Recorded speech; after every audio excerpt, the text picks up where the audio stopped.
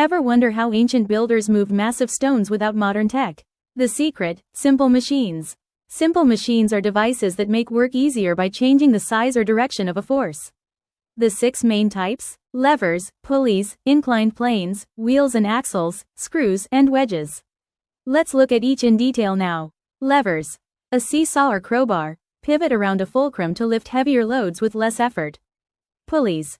Used in cranes, rope over wheels to lift weights with reduced force, especially in combinations. Inclined plane. A ramp, spreads the effort over a longer distance so lifting feels easier.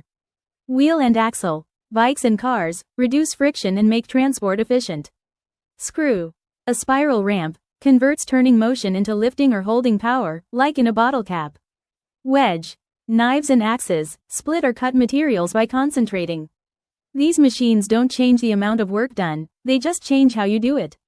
The magic is mechanical advantage. MA equals load divided by effort. The bigger the mechanical advantage, the less effort you need. So, whether it's the pyramids or your bicycle, simple machines have powered human progress for thousands of years. Remember, work smarter, not harder. Physics has your back. Subscribe for success comes through synergy.